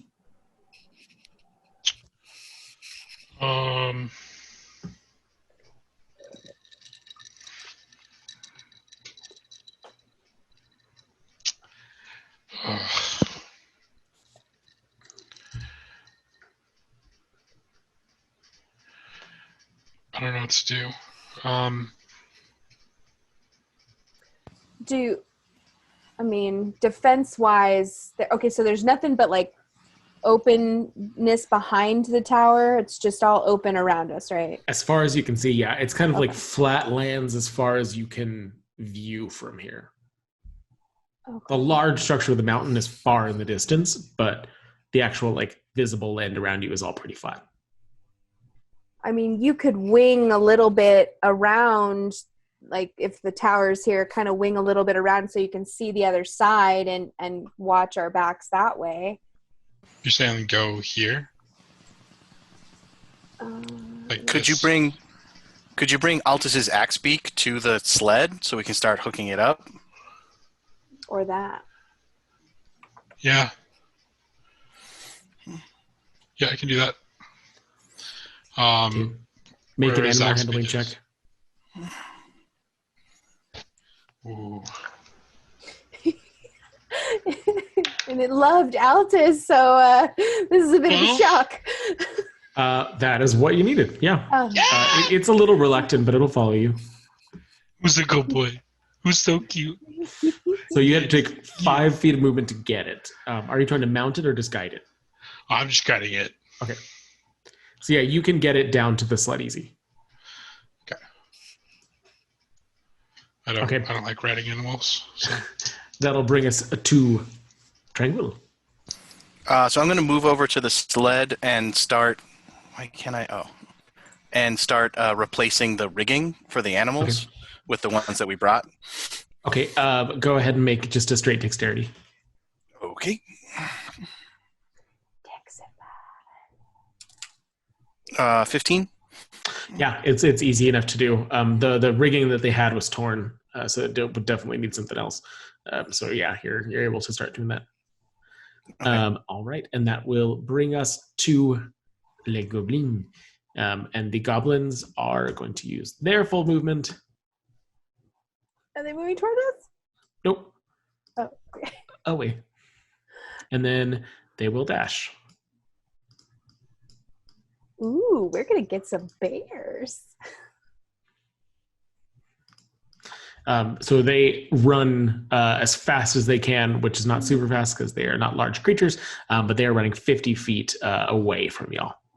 The fire at this point has engulfed the entirety, and you see the roof of the structure collapse in on the bottom of it, spraying embers and sparks as it does so. Both of the polar bears starting to cry out as the embers are hitting their furs, and the wooden poles that are coming out from the device are beginning to catch fire, and the heat's getting closer and closer to them that are locked in.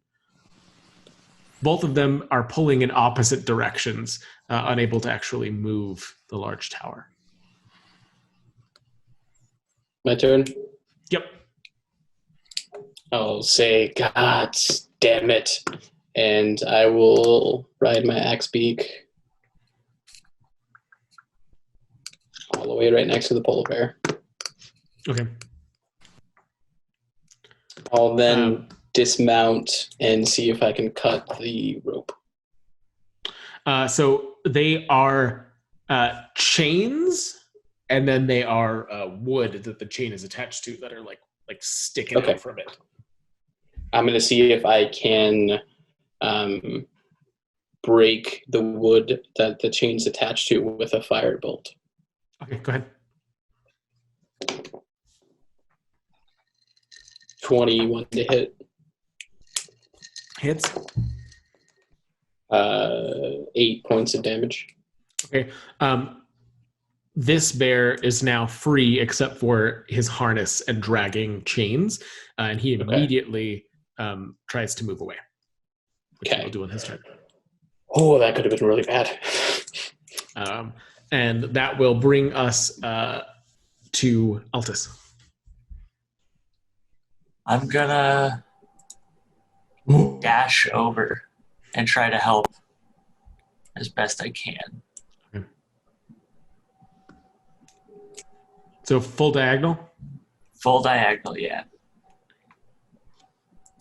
Okay, that'll get you there. Okay, Tempest? Same dash, so go as far as I can towards the bears.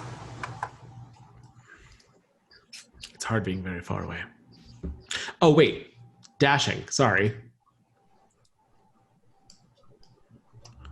I don't know if I'm still holding the javelin as I'm dashing, if that's okay. If you go full diagonal, you will get within 5 feet of the bear. Do you want to stop before you get that close to it? Yeah, so I'll probably stop like 10 feet away, or it's one of them still attached, right? So I want to move towards where it's attached to. So the one right here just got freed by Finnick. Oh yeah. This one is still attached. Okay. So the one that's free, I'm gonna I'll put down my javelin and I'm gonna talk soothingly to it.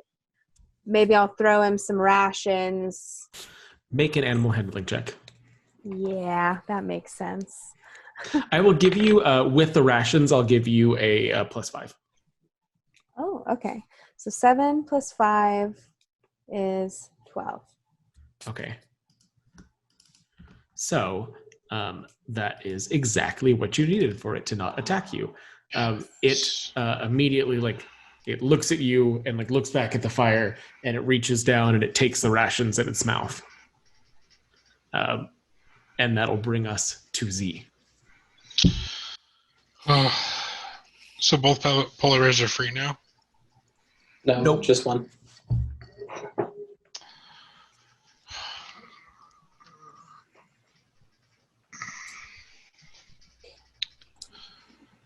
Mark, I'm going to move you over one so you're not on the fire thing. Oh, in my map, it's weird, but thank you. Yeah, I don't want to be on the fire. Although, imagine the feeding costs on domesticated polar bears. I don't know what to do. I guess just hope. It's complicated. Hook up the axe beak, and then that one axe beak should be enough to pull this sled, right? Yeah. Well, I already got him hooked up, right? Or no, I brought him over. I got to hook him up now. Mm-hmm. How do I do that? Straight dex check is what I was doing.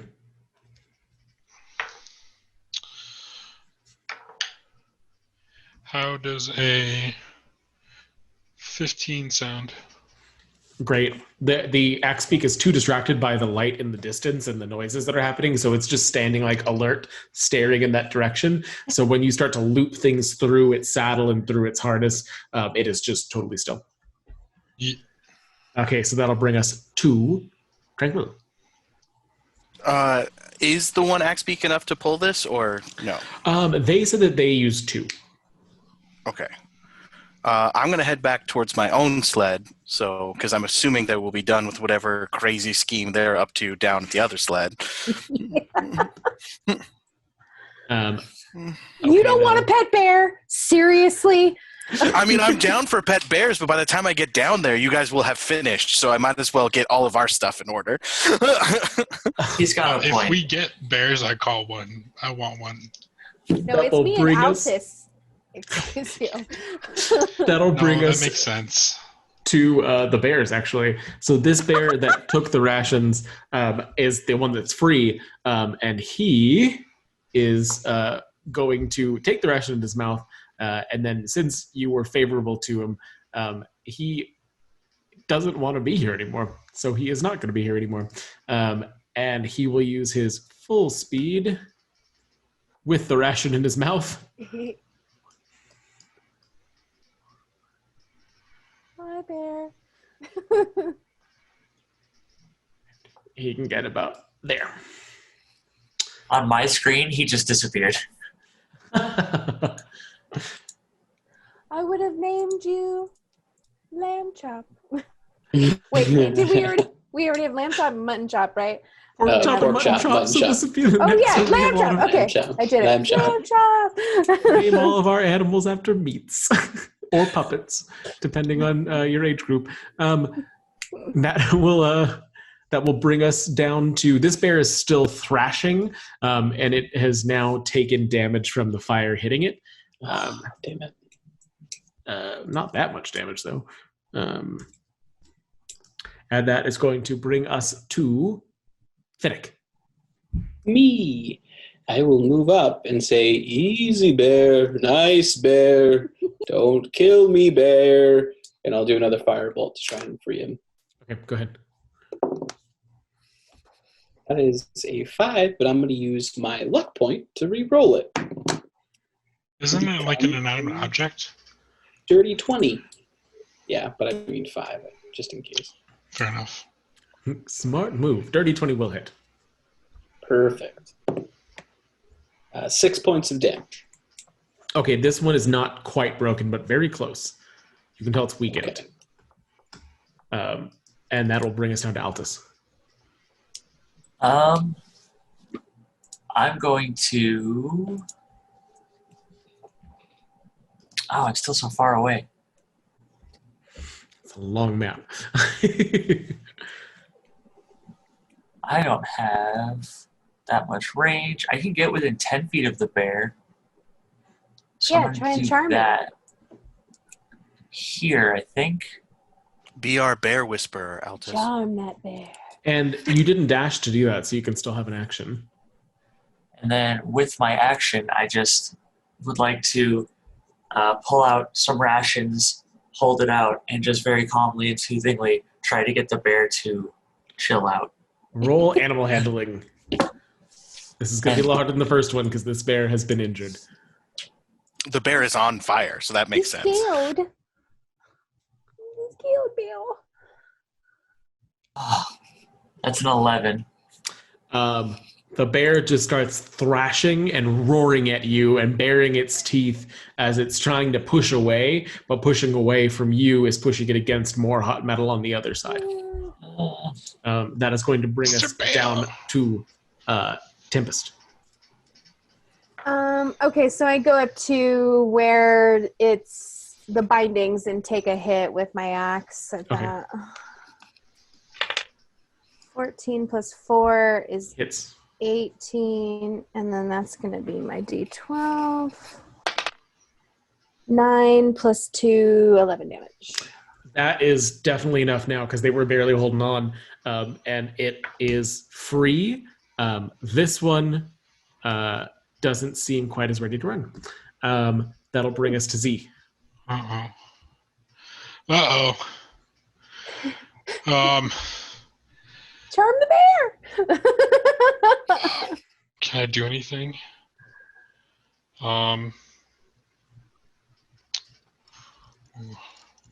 If only Theo was here.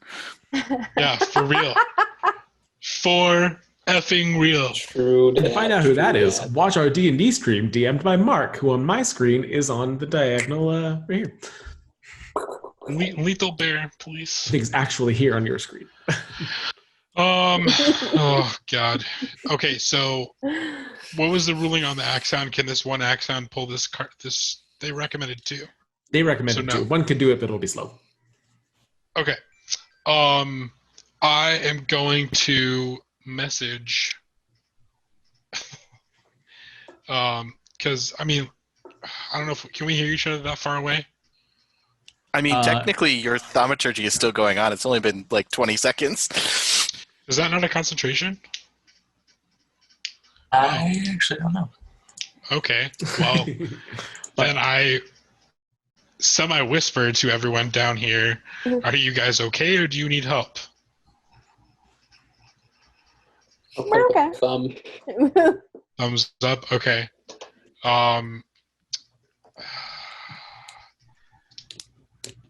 I'll slowly start coming that way, like with the one axe sound. Just slowly. Okay.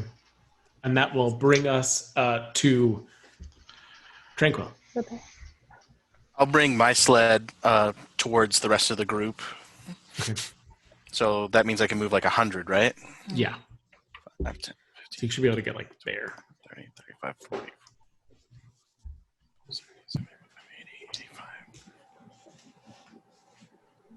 90, Okay. 95, 100. And that brings us to the bear.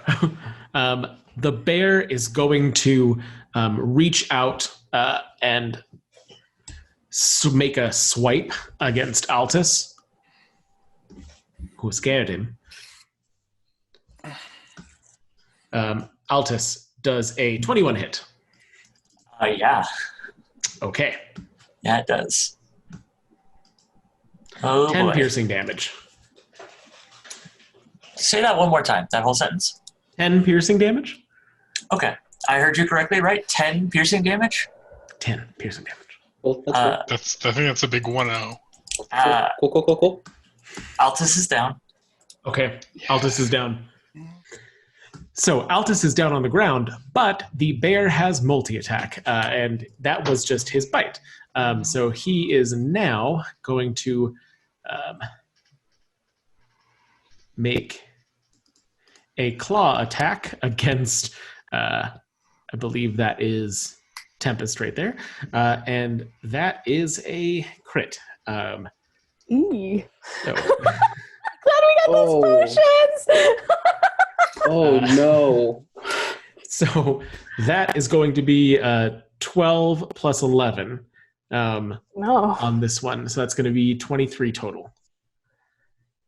Okay, so I'm definitely down, and you're only fully dead if it's double. Double. Okay, just barely. And then the Okay. bear, after God. knocking two of you down, is going to turn and run. Oh, thank God. Bye, bear. Yeah. He is Goodbye. See ya. I Damn, forgive he is you. off screen I was so presently, but you can scared. all still see him sprinting. I'm And down again.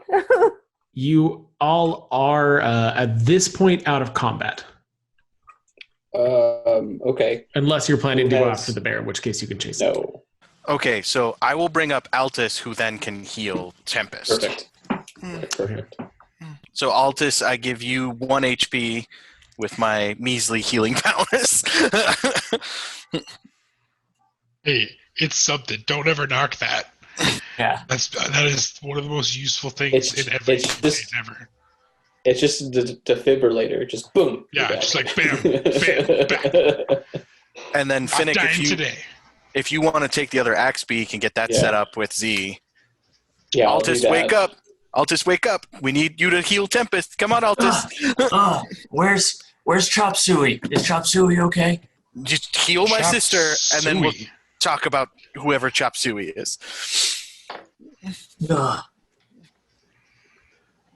Yeah, and then I'm going to bring up I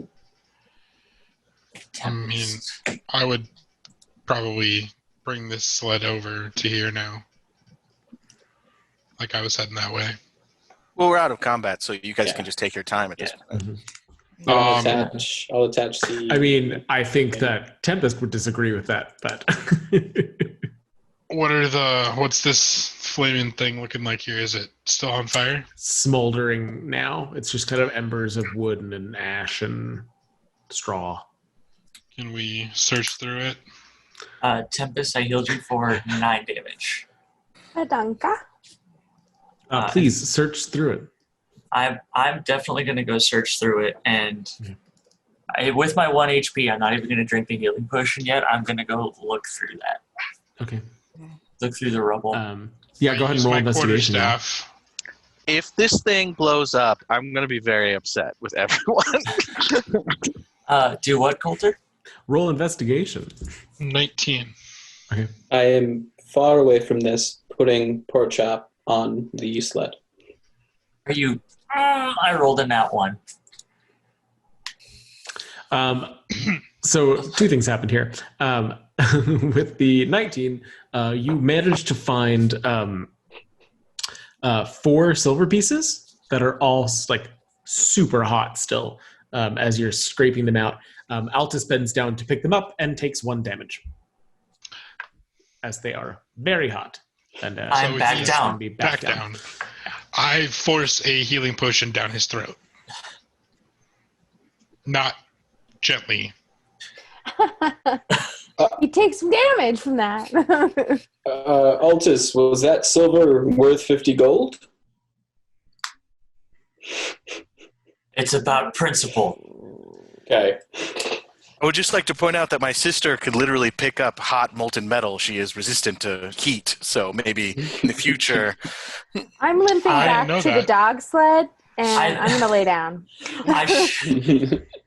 I shout, I got a 1 on my investigation. I don't know what that means, but okay. Stop talking in your weird religious belief that there are giant avatars that control all of our actions. 20%, 20%, 20%. How much is a healing potion? It's 1d8, right? No, it's 1d4 plus 4. Yeah. 1d4 plus 4. Okay. I know nothing. I apologize, guys. And can I do a perception check of the wagon to see if all of the ingots are there? Yeah, totally. Yeah. That is a something good. Tell me something good. That is a dirty 20, actually. Great. Yeah, it looks to be exactly 300. If you take the time to count it, you can tell. But just based on the shape of the pyramid, there's nothing missing from the shape. Quill, why don't you come over here for a second? I go back over. I mean, I'm on the sled. We're out of combat. Yeah, I go over. Okay. Quill, what do you say that the goblins may have taken 10 to 15 of these? I mean, I'm pretty sure Altus will have an issue with that. Oh. That's why I called you over. I mean, I support you in whatever you wish to do, Master. Where are we going to sell them where we won't immediately... These are stamped dwarven ingots. I mean, give it some time, maybe. And, no, you're probably right. Fine. We're trying to establish a good reputation. Let's do the right thing. You're right. It's better to not piss off the dwarves. If it was, say, I don't know, somebody from Dugan's Hole, I would be 100% with you, but... True. Or anyone else. But, yeah, you're right. We might need the dwarves, so, okay. We'll not steal from them. That spits on the ground at the reference of Dugan's Hole. That being said, should we go after that wizard? I don't know if I like the concept of a wizard with a small goblin army running around the tundra. Yeah, I mean, and she knows our faces now, so... could bring nothing but trouble. They got a bit of a head start on us, so I don't know. With the dogs, we could take them down. I will say, good point. It was a goblin. Oh, it was a goblin woman. Okay. Okay. Yeah, she was a goblin that had a hawk and a torch. Even more of a concern because goblin wizard. that's how goblin cities are formed. Not a wizard. We can maybe take a pass on the way back and see if we can suss out their tracks. I think that's a good idea. I mean, but no, that's. You think? Yeah. I mean, it's the general direction we're heading anyway. Might as well. And what if we save the ingots for no, you're right. No, do the right thing. Do the right thing. All right. Master, I know you're new to crime, but stamped dwarven ingots are very hard to move, especially in a place like 10 towns. Okay. If we were in Waterdeep, I'd be 100% with you, but in 10 towns, we'll get caught. All right. Well, I guess let's get ready. I mean, it's much more likely that we might be able to extort a little bit of extra cash out of them for the body of their compatriot. That's much more likely. Very true. Very true. Good thinking. You are a great student. So, between all of the... Z in on this? Come on. Well, technically, Tempest is with us still, and you're with the iron ingots, I thought, so... No, he was investigating. Yeah.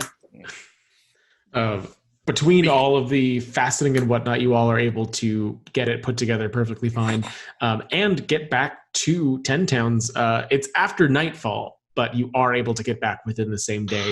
At this point, we are about at 7, 8 o'clock at night.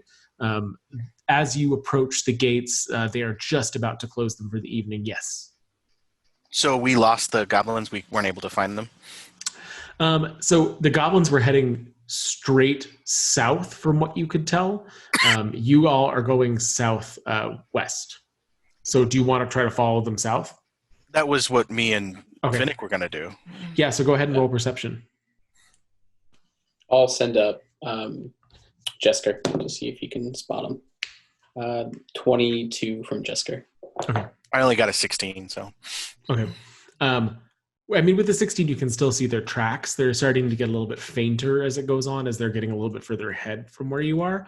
From Jesker, though, you can see that they headed and hit the road farther ahead of you, and then turned and began to head north on the road.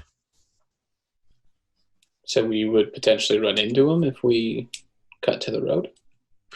So they went down, and now they're going up and around. So if you wanted to try to head this way, you could go, like away.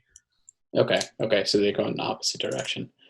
I'll tell that to the party. So I don't know if we want to keep following them or maybe get back and get our payment today before nightfall. I don't know. I don't relish the thought of staying overnight on the tundra. Agreed. It's getting colder and colder the later it gets into the night. Perhaps we just head back.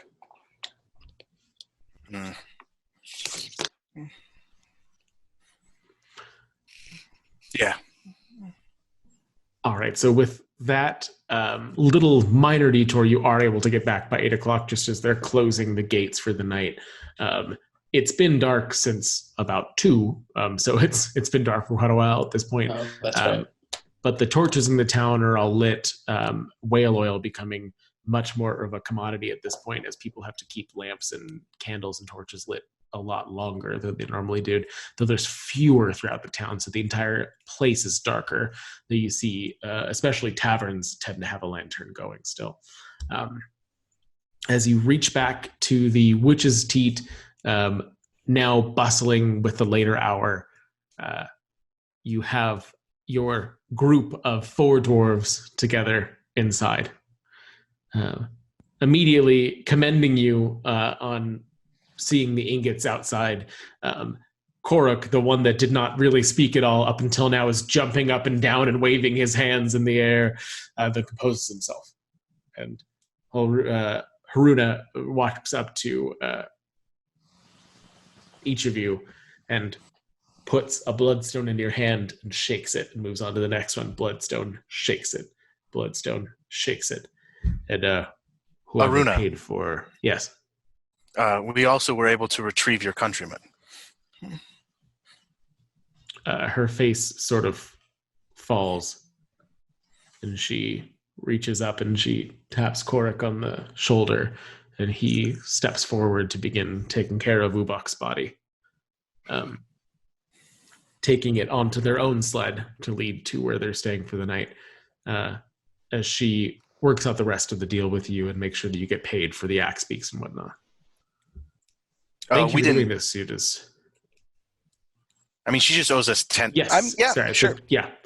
The 5 gold to each of you for the work.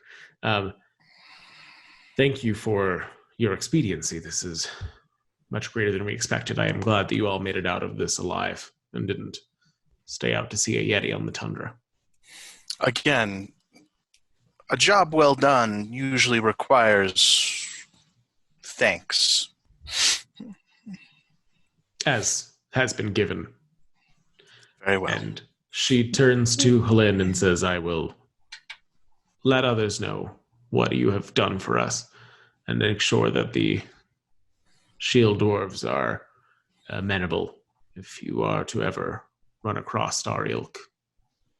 Thank you again. And she returns inside. We are quite the colorful group. I'm sure we will be very recognizable to your brethren. She turns over her shoulder and goes, a shield dwarf never forgets a face. Do you know about any goblin caster faces? Perhaps one with a hawk? I am sure it's possible, but I'm not particularly familiar with any goblin casters in the area. There is a fortress of goblins. They're, I think, just as hard up as the rest of us at this point. It's rather miserable up here with the winter. A fortress, I believe, you say? Well, probably could we... I'm not mistaken, it's called Karkalok. Although I don't have a mastery of the goblin tongue. The location I'm not entirely familiar with offhand. Well, you should be aware they were the ones who attempted to take your ingots. Petty crime is of no concern with the loss of a brother. But thank you. I appreciate the knowledge. Goblins in this area, especially with that, I don't believe they would have attacked us if we had been whole. More scavengers, hyenas, vultures in the night.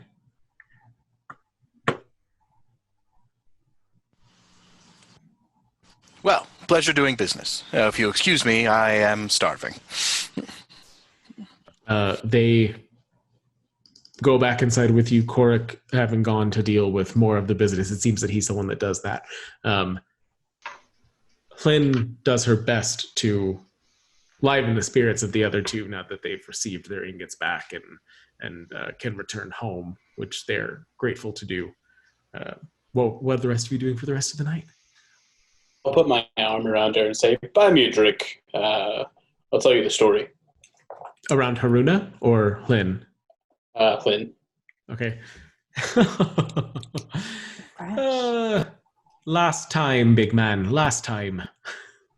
You said that last time. She, with a smile, a little bit menacingly in the force, slaps down a coin on the counter as Tormund comes over to fill your tankards. I'll take that. I'll take that. Thank you, dear. You tell me of your story, and I'll tell you of the wizard that was taken in East Haven. Now that's a good story. To be burned in a few days, but no, you go first.